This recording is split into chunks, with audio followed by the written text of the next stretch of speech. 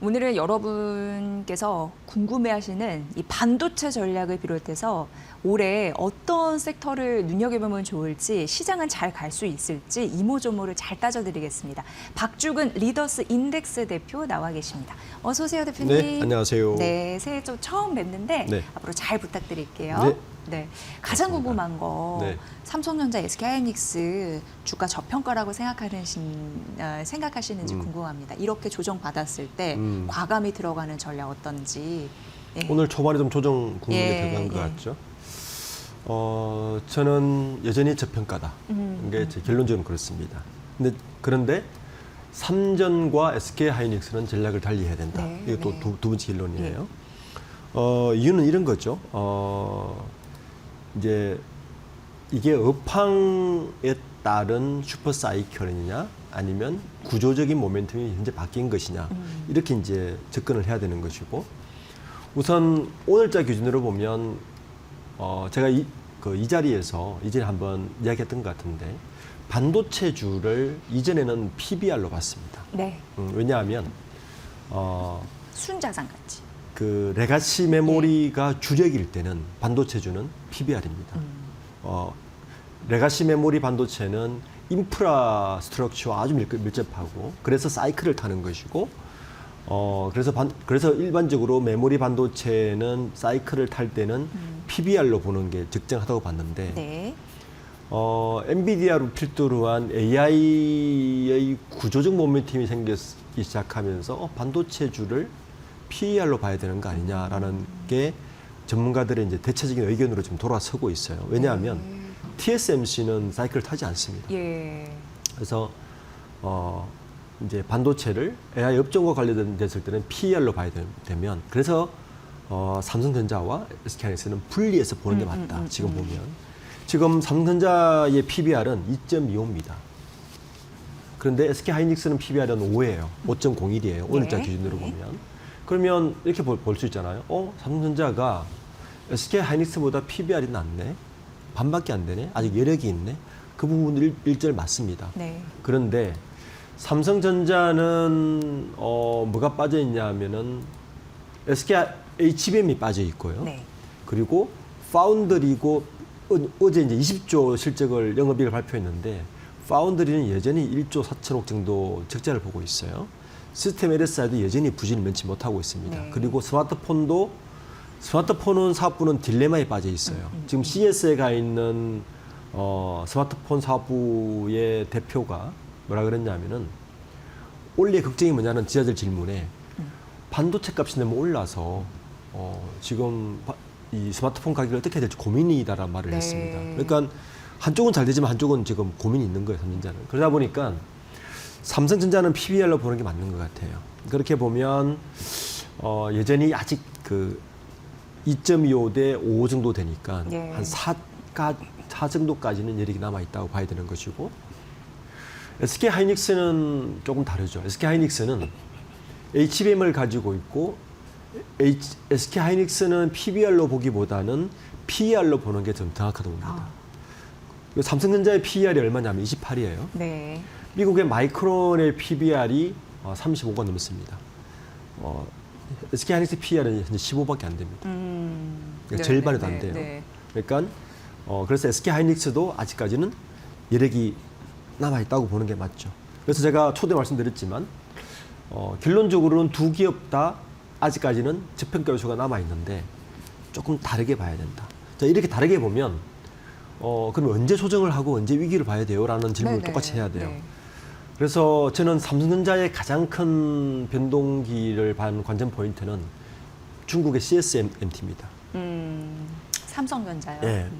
레가시 메모리를 팔거든요. 예. CXMT가 지난주에 15나노짜리 DDR5를 만들었다고 발표를 했어요. 레가시 메모리가 팔린다는 이야기고, 지금 공급이 부족하다 보니까 여전히 적자인 줄 알았던 CXMT가 흑자로 돌아섰습니다. 예, 예. 새로운 사건이고, 만약에 지금 메모리 시장에서 공급이 30% 부족하다고 이야기를 하는데, CXMT가 빠르게 시장 점유율이 올라가면 전 이것이 그 삼성전자의 가장 큰 리스크로 다가올 것이고, 이때는 조정이 일어날 것이고, 라 봐야 되는 것이고. 그럼 SK하이닉스 조정기는 언제냐? 삼성전자가 HBM4를 본격적으로 양산하는 게 그 SK 하이닉스의 리스크입니다. 경쟁자. 그렇죠. 로서, 그래서 기본적으로 두 기업 다 잠재력은 존재하지만 업황에 따른 호전이냐 AI에 따른 구조적 변화에 따라서 두 기업은 분리되어 있고요. 네. 그렇기 때문에 조정기 자체도 두 기업의 관전 포인트는 다르게 봐야 시장을 정확하게 볼 수 있다고 저는 있을 것 같습니다. 네, 그러니까 주가 저평가는 맞고 삼성전자와 SK하이닉스를 각각 따로 분리해서 주가의 몸값이 비싼지 저렴한지를 따질 필요성은 있네요. 그러니까 그렇죠. 삼성전자는 PBR, 네. SK하이닉스는 PER. ER로 그래서 보는 게 맞다. 네. 그래서 요즘에 리포트 보면 PER로 계산한 게 훨씬 많죠. 많아져서 그런 부분이 궁금했는데 잘 해결해 주신 것 네. 같습니다. 근데 뭐 삼성전자와 SK하이닉스 목표 주가가 막 올라가고 있고요. 워낙 이제 반도체 투톱으로 쏠림 현상이 좀 가속화되다 보니까 코스피 전망 이런 부분들도 궁금한 상황이고요. 어떻게 봐야 될까요? 종목과 뭐 지수 이런 부분에서 말씀해 주신다면요. 지금은 굉장한 착시 효과에 있다. 두가 착시인데 지난해 이제 수출 7천억 불 달러를 초과했기 때문에 환호를 했었고 연초부터 지금 코스피가 무섭게 불기둥을 만들고 있는데 네. 둘 다가 사실은 반도체 때문입니다. 전체 수출액에서 반도체가 20% 가까이 차지를 하고 있고요. 그리고 코스피 지수를 이끄는 것도 삼성전자가 700조 1000조, SK하이닉스가 500조면 네. 전체 시가총액 차지하는 비중이 30% 가까이 됩니다. 예. 이건 굉장히 비대칭성이죠. 반면에 네네. 지금 다른 종목들 한번 보세요. 신저가를 행진하는 주가가 굉장히 많습니다. 네. 네. 그래서 코스피 5,000원 좀 무난히 갈 거라 봅니다. 지금 한 10% 정도 이런 거 남았잖아요. 그러니까요. 10% 남았으면 5,000원 네, 무조건 가는데 예. 우리가 이제 우리가 중요하게 생각해야 되는 거는 이 비대칭성의 시장을 어떻게 해결할 것인가가 될 것이고 좀 건강한 자본 시장을 만들기 위해서는 사실은 종목이 좀 많아야 되거든요. 네. 소문난 잔치에 먹을 게 없다는 게 현재 우리나라의 시장 구조입니다. 그러니까 삼성과 SK하이닉스 빼고 나면 그리고 몇몇 조선 전기 쪽, 일렉트릭 쪽에 한 4개 정도 섹터를 빼고 나면 사실은 별로 먹을 게 별로 없거든요. 네. 그러니까 이 코스피 5천원 가는데 이 비대칭성을 어떻게 해결하고 좀 다양한 포트폴리오의 안정된 시장으로 갈 수 있을까가 지금 오늘 올해의 가장 큰 화두가 될 것 같습니다. 네. 대표님 말씀해 주셨다시피 최근 시장 보면은 너무 이제 가파르게 쭉 올라가고 있잖아요. 4천에서 5천 가는 길목 굉장히 그 각도가 벌어져 있는데 가파른데 뭐 질은 모르겠습니다만 결과적으로는 5천은 갈 것 같다라는 의견 나오고 네. 있고 어렵지 않게 갈 것 같습니다. 국내 증권사에서도 올해 5,600까지 보는 현상, 뭐 한국투자증권이나 하나증권 같은 경우에도 그렇죠. 그렇게 보기도 하고 작년에 예. 80% 올랐는데 예. 연초에 오른 것 보면 지금 4,500, 600이면 10% 안팎만 올라도 5천원 그냥 가는 거니까요. 네. 그 20%는 저는 굉장히 보수적으로 본 것 같아요. 예, 네. 20%가 그러니까 보수적이다. 우리가 제가 언젠가 말씀드린 것 같은데 이런 거거든요. 정부에서는 오스피에 대한 정책을 이렇게 보거든요. 시장 자체를 페어플레이하게 만들어 놓으면 우리나라의 어떤 현재의 밸류도 5천원 된다는 겁니다. 네. 그럼 5천원 왜 안 됐느냐? 뭐 지배구조 문제라든지, 뭐 그러니까 개인 투자자의 권익 문제라든지, 그리고 한국 시장은 뭔가 좀 불투명해. 그래서 우리는 미장 갈 거야. 네. 시장의 투명성 정도만 확보를 해도, 그러니까 시장 자체를 약간 페어플레이할 정도의 기울어진 운동장을 좀 바르게만 해놔도 5천 그냥 간다는 거예요. 예. 그러면 그 다음은 뭐냐는 거예요. 그 다음은 뭐냐면 실적이거든요. 실적. 네, 그 다음 실적입니다.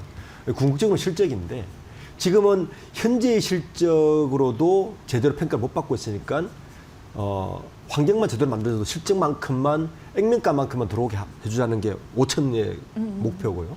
5천 이상부터는 실적인데 이때부터 이제 실적주 위주로 봐야 되는 게 맞죠. 네. 박종훈 대표님이 마켓나우 2부 나오셔서 굉장히 의미 있는 인사이트 많이 주시잖아요. 근데 제가 또렷하게 기억하는 게 현 정부 들어서 공정 경제를 먼저 탁 던졌잖아요. 이거 그렇죠. 굉장히 좋은 출발이다라고 말씀해 네. 주신 게 생각이 나요. 그러면서 이제 뭐 여러 가지 뭐 소비도 늘고 여러 가지 수익도 날 수 있는 환경이 조성되는 거니까 그걸로 선순환 경제가 이루어질 것이다라는 게 기억이 나는데 정부에서 이제 의지를 갖고 출발하면서 정말 이제 5천간의 길목에 있습니다. 그리고 작년에 상법 1차, 네. 2차 개정 굉장히 네. 좀 잘 됐다라는 그렇죠. 평가가 나오고 그런 있고요. 맥락에서 된 거죠. 네. 네. 대표님은 워낙 지배구조 쪽에서 이제 강하시니까 그런 부분을 좀 평가가 필요하고 올해 정말 질 좋은 5천 안착이 돼야 되지 않겠습니까? 그거 찍고도 쭉 빠지면 안 되니까 그러기 위해서 경제 정책은 뭐가 필요한지 의견을 여쭙습니다. 우선 투자자들이 정말 정부의 의지나 시장에서 일단 리스폰을 제대로 받고 있구나라는 것을 체감 있게 해줘야 네, 돼요. 네. 그러려면 투자자 세제 혜택을 더 강화시켜 줘야 됩니다. 네. 예를 들면 배당소득 분리가 확실히 해주고 ISA 만들어서 비과세 혜택을 더 줘서 시장이 공평하게 됐으니까 투자자들이 시장으로 돈을 넣을 수 있도록 그리고 그 돈에 대한 체감적 소득이 갈 수 있도록 만들어주는 게 정부의 1차 목표인 것 같고요. 두 번째는 제가 방금 말씀드렸지만 소문난 잔치에 먹을 게 없답니다. 우리나라는 이 상장사가 너무 많아요. 지금 2천 보시면 개, 예. 코스피만 오르고 코스닥 오르지 않거든요. 예. 그러니까 쏟아내기를 해줘야 됩니다. 그러니까 투자자가 시장을 보고 신뢰할 수 있도록 해줘야 돼요. 무슨 말이냐면 최소한 상장된 기업에 대해서는 믿을 수 있도록 해줘야 되는데 지금 정부에서 여러 가지 요건을 내놓긴 하지만 좀 더 강하게 시장을 쏟아내게 해줘야 된다. 시장을 쏟아내지 않으면 어차피 투자자들은 지금 뭐 80만 원, 100만 원 잘 못 들어갑니다. 투자자들 그렇죠. 못 예, 들어가잖아요. 예. 지금 우리가 이야기했던 그 많은 방송에서 이야기하는 대장주들은 제가 볼 때 황금주 원래 굉장히 늘어날 겁니다. 들어갈 수가 없어요. 그럼 어디를 찾느냐? 코스피 5천 넘어갔으니까 주가 오르겠지라는 믿음으로 스몰캡을 찾게 됩니다. 네, 그렇죠. 10만 원 찾게 되죠. 네, 그런데 네. 그쪽 시장은 여전히 혼탁합니다. 그러니까 믿을 수 있는 곳이 별로 없어요. 그러면 누가 끼어드느냐? 작전 세력이 들어와서 장난을 칩니다. 그런 거를 막아주어서 시장을 투명성 있게 만들고 제대로 된 퀄리티를 좀 상향시켜 줄 수 있는 일이 정부가 해야 될 일입니다. 네. 그러니까 시장 정화를 해줘야 된다. 두 번째는 그렇고 세 번째는 이제 지배구조 문제인데 여전히 자사주에 대해서는 좀 더 강력하게 시동을 걸어서 지금 액션을 못 취하고 있단 말이에요. 자사주에 대해서. 네. 그리고 자사주에 대해서 액션을 취해서 지금 자사주 관련해서 소각 의무화는 당연하고요. 그리고 자사주 마법 금지시켜야 됩니다. 그러니까 자사주를 가지고 인적 분할하고 긴급금 보호 장치할 수 있는 걸 막고 다른 쪽으로 틀어야 되고, 그다음에 처분 시 주주 우선권도 부여시켜줘야 네. 됩니다. 이런 것들을 지켜서 지배구조에 대한 것도 정부의 의지가 있구나라는 것을 시장에 빨리 메시지를 던져줘야 된다. 이걸 1분기에 하지 않으면 시장은 다시 불신하게 되고 동경은 떨어질 가능성이 높다고 봅니다. 네. 대표님 말씀해 주신 것 중에 이제 인상적인 게 개수가 많으면 뭐하냐, 쭉정이들 다 걸러내고 실한 기업들 이렇게 포진해서 투자자가 걸렀을 때 딱 이제 피크를 했을 때 큰 리스크가 없는, 그렇죠. 그래서 거기서 믿음이 나는 네. 거니까 공정한 질서도 중요하지만 그런 속아내는 것도 필요하다라고 말씀해 주셨고, 정부가 이제 국민성장펀드 이런 네. 거에 힘을 실어줄 것으로 보입니다. AI 신산업 당연히 이쪽으로는 강화할 수밖에 없어요. 지금 어떻게 그렇죠. 보세요? 예. 이제 큰 그림에서 이런 거죠. 왜 국민성장펀드를 만들까? 이런 고민을 하면 될 텐데. 기본적으로 우리나라는요, 우리나라 기업들이 자본을 어디서 가져오냐면요. 예. 80%가 은행에서 가져옵니다. 한 20%만 자본시장에서 돈을 가져와요. 네. 미국은 반대입니다. 자, 그럼 이 차이가 뭘 의미하느냐? 우리가 집 살 때 은행에 네. 돈 빌려 보셨잖아요. 담보를 얼마 요구합니까? 130% 요구합니다. 기본적으로 은행은 자본을 조달할 때 절대로 위험성이 있는 곳에 돈을 주지 않습니다. 네. 자, 그러면 산업은 새로운 혁신 기업이 나타나지 않습니다. 자본시장의 돈이 자본 조달이 많을 때 혁신 기업이 나타납니다. 그래서 미국이 빅테크가 많은 거죠, 현재 기업이. 정부에서 국민성장 펀드를 만든 이유는 바로 그 이유 때문입니다. 약간 리스크해도 10개 중에 한 3, 4개만 성공해도 우리 돈 투자해 줄 테니까 네, 네, 네. 마음대로 좀 만들어봐라고 하는 게 국민성장 펀드라 AI가 하는 일이에요. 두 번째 의미는 우리나라는 결국에는 잘하는 걸 더 잘해야 되는 겁니다. 우리나라가 제일 잘하는 건 제조업이죠. 제조업에다가 AI를 융합시켰을 때 새로운 게 나오는 겁니다. 이번에 CES 2026에서 가장 인상적인 게 이런 거죠. 자동차 전통 산업인 현대차는 로봇을 내놓고 네. AI의 대표적인 엔비디아는 자동차 자율주행차를 내놨어요. 맞아요. 굉장히 이율배반적이잖아요. 지금 그런 시대입니다. 네.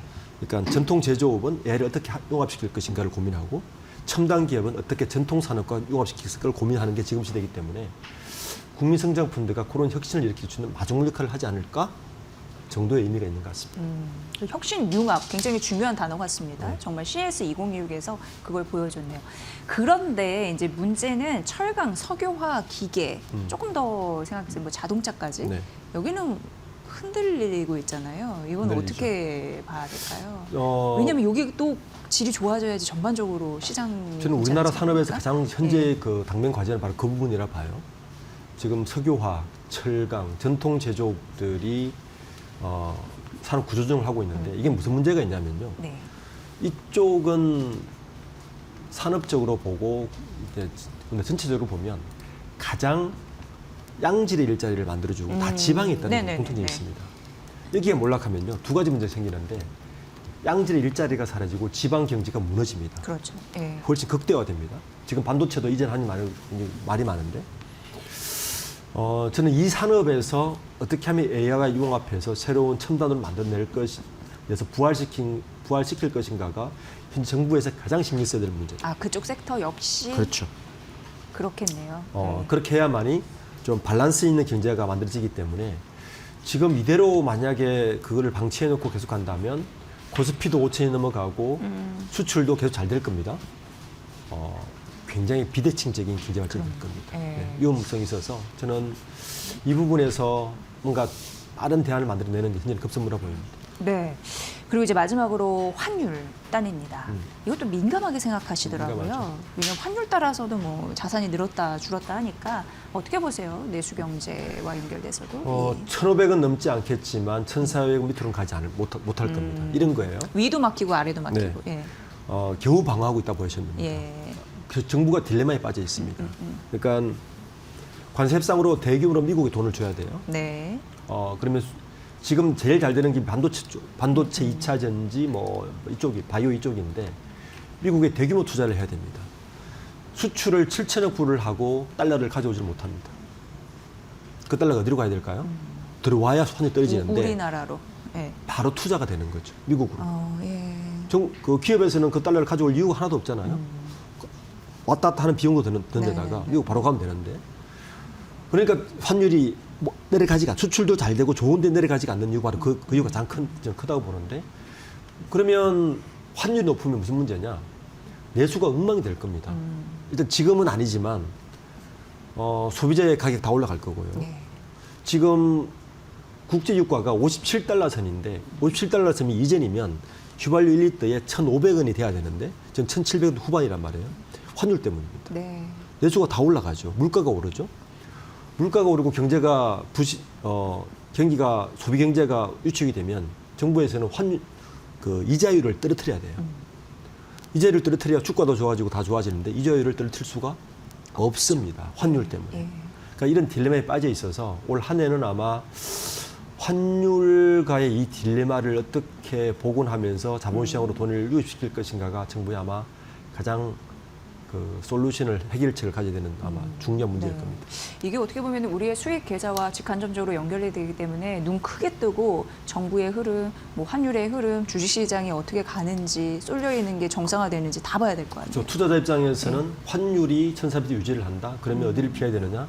유통 어려울 거고요. 소비재 어려울 겁니다. 네. 예, 그렇게 봐야 되는 거예요. 예. 적당. 대표님 올해도 이런 적신호들 잘 가려주시고 수익이 날 수 있는 그런 곡간들 잘 좀 파악해 주시기 부탁드리겠습니다. 네, 감사합니다. 네, 박주근 리더스 인덱스 대표와 함께했습니다. 고맙습니다. 네.